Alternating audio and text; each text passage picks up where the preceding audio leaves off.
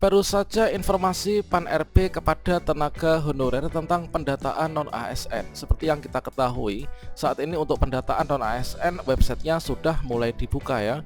Setelah di sini kita membuka, kemudian kita membuat akun sehingga kita bisa mencetak kartu informasi akun pendataan non-ASN 2022. Berikutnya kita kembali lagi ke akun kita dengan cara login dan nanti kita melengkapi data dan juga konfirmasi termasuk upload berkas teman-teman. Dan kemudian untuk tahap akhirnya di sini nanti kita akan mendapatkan bukti, yaitu bukti pendataan tenaga non ASN. Nah, di sini nanti lantas kalau misalkan dari hasil pendataan non ASN ini bukan untuk mengangkat tenaga non ASN menjadi ASN tanpa tes, lantas apa sih tujuannya? Dan di sini semua teman-teman tenaga honorer ini wajib tahu ya. Bagaimanakah informasinya? Silahkan simak video ini sampai selesai. Namun sebelum kita lanjutkan, perlu saya ingatkan bagi teman-teman yang mungkin baru pertama kali menemukan channel ini, silahkan klik tombol subscribe-nya dan aktifkan notifikasi loncengnya sehingga nanti jika ada update video terbaru, teman-teman tidak akan ketinggalan informasi. Baiklah sobat semuanya, tentunya di sini teman-teman itu banyak sekali ya yang bertanya terkait tentang tujuan dari pendataan non ASN. Kalau misalkan saya pantau dari media sosial, banyak sekali teman-teman yang upload foto proses untuk pendataan, mungkin untuk mengumpulkan SK-SK atau mungkin SPJKJ dan sebagainya.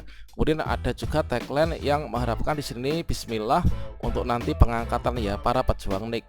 Nah, di sini teman-teman ditegaskan oleh Pan-RB ya bahwa untuk pendataan non ASN tahun 2022 ini sebenarnya bukan untuk mengangkat tenaga non ASN menjadi ASN tanpa tes, teman-teman.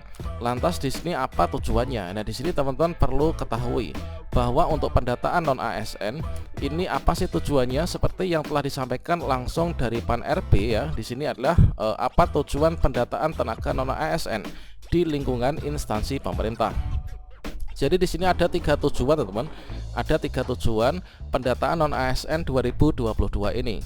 Yang pertama ini adalah untuk melakukan pemetaan ya, untuk memetakan dan juga memvalidasi data pegawai non ASN di lingkungan instansi pemerintah, baik itu dari segi sebaran, dari segi jumlah, dan juga dari segi kualifikasi serta kompetensi yang dimiliki.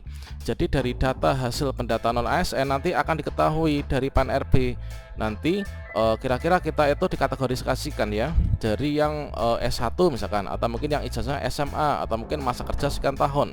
Barulah nanti akan diambil kebijakan ke depannya. Itu adalah yang pertama, itulah untuk memetakan ya dan memvalidasi data pegawai non ASN yang saat ini berada di Indonesia. Kemudian yang kedua tujuannya yaitu untuk mengetahui ya, untuk mengetahui apakah tenaga non ASN yang telah diangkat oleh instansi pemerintah itu sudah sesuai dengan kebutuhan dan tujuan organisasi tersebut. Jadi nanti akan dipetakan setelah nanti kita diketahui terkait tentang sebaran kita, jumlahnya, kualifikasi, kompetensi, nanti akan dipetakan juga, yaitu diketahui apakah nanti sudah sesuai dengan kebutuhan dari organisasi dan juga tujuannya. Kemudian data yang sudah diinventarisasi ini akan menjadi landasan ya dalam menyiapkan roadmap pendataan tenaga non ASN di lingkungan instansi pemerintah. Jadi untuk tujuan dari pendataan non ASN, bagi teman-teman yang selama ini bertanya, tujuannya adalah ada 3 itu teman-teman. Nah, berikutnya di sini adalah untuk alur dari pendataan tenaga non ASN sendiri, seperti yang sudah sering saya bahas ya pada video-video sebelumnya, termasuk juga untuk tutorial cara melakukan pendataan non ASN mulai dari awal sampai akhir, atau juga cara membuat akun pendataan non ASN itu bagaimana, sudah saya siapkan videonya pada kartu video ini. Nah, selanjutnya di sini untuk alur dari pendataan tenaga non ASN ini adalah dari yang pertama ya, ini akan dilakukan pemetaan kebutuhan. Nah, setelah nanti dipetakan dari kebutuhan, berikutnya nanti ini adalah dilakukan penyusunan kebijakan. Nah, dari kebutuhan-kebutuhan yang ada nanti disesuaikan untuk penyusunan kebijakan arah ke depannya. Kemudian nanti di sini pendataan dengan pengawasan ya, teman. Nah, penataan dengan pengawasan. Nah, yang dimaksud dengan penataan ini adalah nanti akan diambil kebijakan.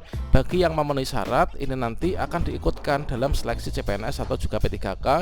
Bagi yang tidak memenuhi syarat keduanya, nanti apakah bisa dimasukkan ke dalam outsourcing atau nanti dengan kebijakan pemberhentian. Nah, jadi dari hasil pemetaan nanti adalah arah kebijakannya ke sana. Jadi di sini pejabat pembina kepegawaian atau PPK ini wajib melakukan inventarisasi ya data tenaga non ASN ini paling lambat 30 September 2022. Jadi saat ini adalah tanggal 2 September, berarti sekitar ada 28 hari lagi teman-teman untuk penataan ini, pendataan.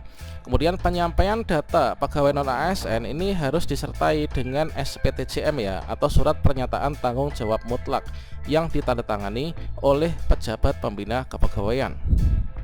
Kemudian bagi pejabat pembina kepegawaian atau PPK yang tidak menyampaikan data pegawai non ASN sesuai dengan ketentuan yang sudah ditetapkan, maka dianggap dan dinyatakan tidak memiliki tenaga non ASN. Nah, sehingga dengan demikian ini seyogyanya ini masing-masing PPK ini adalah melakukan pendataan ya, dikarenakan nanti hasil pendataan itu akan difikirkan oleh pemerintah sebagai arah kebijakan ke depannya.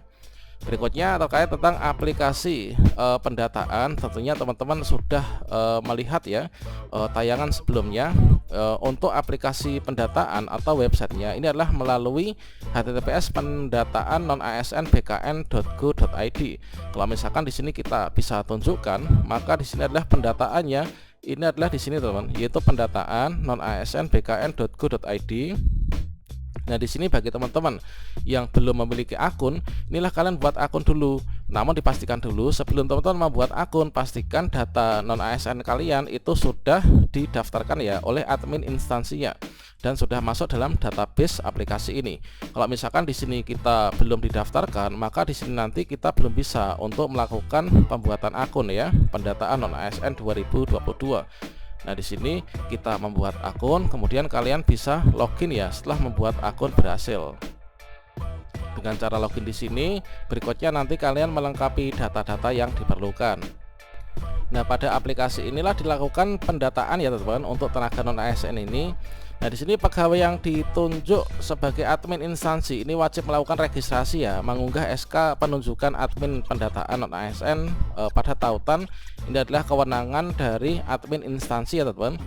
Kemudian masing-masing tenaga non ASN ini melakukan pembuatan akun ya. Jadi setelah teman-teman ini datanya ini sudah sudah dimasukkan ke dalam database oleh admin instansi, maka teman-teman nanti sudah bisa membuat akun. Nah, di sini buat akun untuk melakukan apa? Konfirmasi keaktifan sebagai tenaga non ASN yang menunjukkan bahwa kita itu masih aktif eksis sebagai tenaga non ASN di suatu instansi, di suatu sekolah misalkan.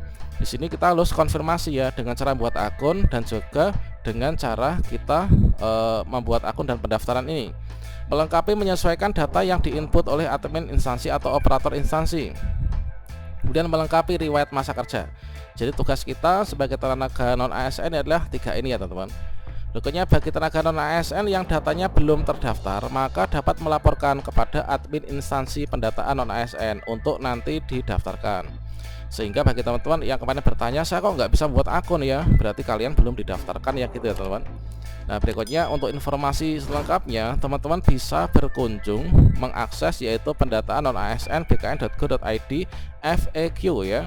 Jadi di sini kalian masuk ke bagian pendataan non ASN, di bagian portalnya ini kalian bisa lihat pada bagian FAQ yaitu pertanyaan yang sering muncul ya.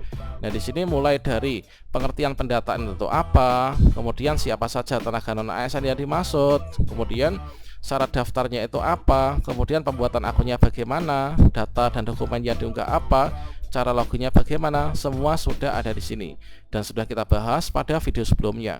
Demikianlah informasi penting ini, semoga bermanfaat ya. Wassalamualaikum warahmatullahi wabarakatuh.